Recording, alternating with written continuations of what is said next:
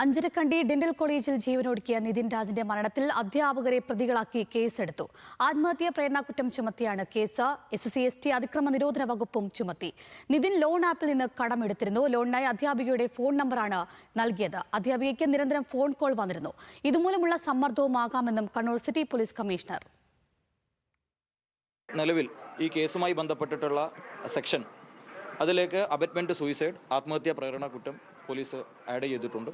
അതോടൊപ്പം SC/ST prevention of atrocities act section 3(1) close R മറ്റ് അനുബന്ധ വകുപ്പുകൾ ഉൾപ്പെടെ SC/ST prevention of atrocities act വകുപ്പിൻ്റെ സെക്ഷൻസും കൂടെ നിലവിൽ ഈ കേസിലേക്ക് പോലീസ് ആഡ് ചെയ്തിട്ടുണ്ട്. നിലവിൽ ആരോപണം ഉന്നയിക്കപ്പെട്ടിട്ടുള്ള മുഴുവൻ പേരുടെയും വിവരങ്ങൾ ചേർത്തുകൊണ്ടാണ് FIRൽ പ്രതിപട്ടികയിൽ പേരുകൾ ചേർത്തിട്ടുള്ളത്. വിവരങ്ങളുമായി നിഖിൽ അളവൂരാണ് നമ്മോടൊപ്പം ചെയ്തത്. നിഖിൽ, ഈ നിതിന്റെ വാർത്ത വന്നതു മുതൽ കേരളത്തിലെ നോവായി മാറുകയായിരുന്നു നിതിൻ. ഇപ്പോൾ അല്പസമയം മുൻപ് കണ്ണൂർ സിറ്റി പോലീസ് കമ്മീഷണർ കൂടി മാധ്യമങ്ങളെ കണ്ടിരുന്നു. അപ്പോൾ പോലീസ് നൽകുന്ന ഒരു വിശദീകരണം എന്താണ്? വേണ്ടത്ര തെളിവുകൾ ലഭിച്ചിട്ടുണ്ടോ? ആർക്കൊക്കെയാണ് കേസെടുത്തിരിക്കുന്നത്? അഞ്ജന, ഈ കേസിൽ ഇപ്പോൾ നേരത്തെ ആരോപണമുയർന്ന ഡോക്ടർ MK റാം, ഡോക്ടർ സംഗീത എന്നിവരെ പ്രതികളാക്കിയാണ് ആത്മഹത്യാ പ്രേരണ കുറ്റം. ഇവർക്ക് ഈ 2 പേർക്കെതിരെയുമാണ് ആത്മഹത്യാ പ്രേരണ കുറ്റം ചുമത്തിയിരിക്കുന്നത്. കൂടുതൽ പേർക്ക് ഇത്തരത്തിൽ ഈ ആത്മഹത്യയിലേക്ക് നയിക്കുന്നതിൽ എന്തെങ്കിലും പങ്കുണ്ടോ എന്ന കാര്യത്തിൽ പോലീസ് അന്വേഷണം നടത്തി വരികയാണ്.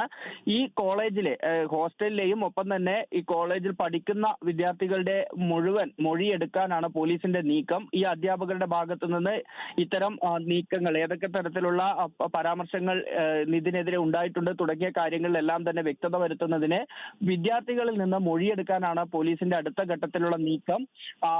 പല വിദ്യാർത്ഥികളും ഈ ഒരു സംഭവത്തിന്റെ ഒരു ആഘാതത്തിലാണ്. അതുകൊണ്ട് തന്നെ കുറച്ച് കാത്തിരുന്ന് ഈ വിദ്യാർത്ഥികൾ അത്തരത്തിൽ പോലീസിനോട് കാര്യങ്ങൾ തുറന്നു പറയാവുന്ന ഒരു മാനസികാവസ്ഥയിൽ എത്തിയതിനു ശേഷം മൊഴിയെടുക്കാനാണ് പോലീസിന്റെ തീരുമാനം.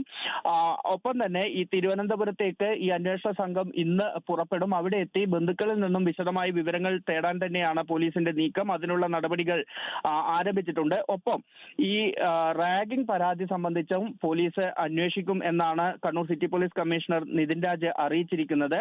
ഒപ്പം തന്നെ ഇന്ന് പുറത്തു വന്നിരിക്കുന്ന ഈ ശബ്ദ സന്ദേശമുണ്ട് നിതിൻ രാജിന്റേത്. അതിൽ പറയുന്ന കാര്യങ്ങളിലെല്ലാം തന്നെ വിശദമായ അന്വേഷണം നടത്തും. ഈ ശബ്ദ സന്ദേശം ഏത് ദിവസത്തേതാണ് എന്നതുൾപ്പെടെയുള്ള കാര്യങ്ങൾ കണ്ടെത്താൻ ശാസ്ത്രീയമായ പരിശോധനയിലേക്കും പോലീസ് കടക്കും എന്നതാണ് പറയുന്നത്. പോലീസ് ഉറപ്പിച്ചു പറയുന്ന ഒരു കാര്യം, ഇത് ജീവൻ ഒടുക്കിയതാണ്, നിതിൻ രാജ് ജീവൻ ഒടുക്കിയതാണ് എന്ന കാര്യത്തിൽ യാതൊരു തർക്കവുമില്ല. പോസ്റ്റ്മോർട്ടം റിപ്പോർട്ടിലും ഇത്തരത്തിൽ വീഴ്ചയിൽ പറ്റിയ പരിക്കാണ് മരണകാരണമെന്ന് പറയുന്നുണ്ട്.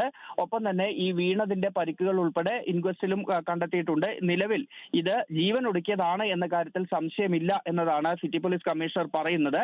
മറ്റൊന്ന്, ഇതുമായി ചേർത്ത് വരുന്ന മറ്റൊരു കാര്യം, ഈ നിതിൻ ഒരു ലോൺ ആപ്പിൽ നിന്ന് പണം വായ്പ എടുത്തിരുന്നു. ഇതുമായി ബന്ധപ്പെട്ട് നിരന്തരം കോളുകൾ വന്നിരുന്നു എന്നതാണ്. ഈ സംഭവം നടക്കുന്ന 10-ാം തീയതിയിലും ഇത്തരത്തിൽ നിരവധി കോളുകൾ നിതിന് വന്നിട്ടുണ്ടായിരുന്നു.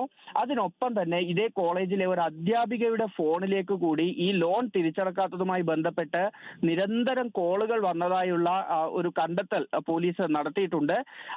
ഈ അധ്യാപികയുടെ നമ്പർ എങ്ങനെ ലോൺ ആപ്പുമായി ബന്ധപ്പെട്ട ആളുകളുടെ കയ്യിൽ എത്തി എന്നതുമായി ബന്ധപ്പെട്ട് കൂടി പോലീസ് ഇതിന് സമാന്തരമായ ഒരു അന്വേഷണം നടത്തുമെന്നുകൂടിയാണ് സിറ്റി പോലീസ് കമ്മീഷണർ അറിയിച്ചിരിക്കുന്നത്. ഈ അധ്യാപിക ഇതുമായി ബന്ധപ്പെട്ട് പോലീസിൽ പരാതി നൽകിയിട്ടുണ്ട്.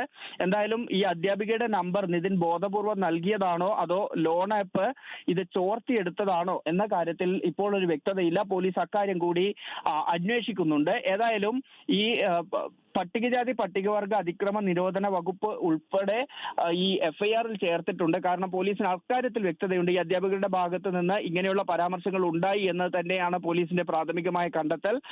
അതിന്റെ കൂടി സാഹചര്യത്തിലാണ് പട്ടികജാതി പട്ടികവർഗ അതിക്രമ നിരോധന വകുപ്പ് കൂടി ഉൾപ്പെടുത്തിയിരിക്കുന്നത്. ശരി നിഖിൽ, അങ്ങനെ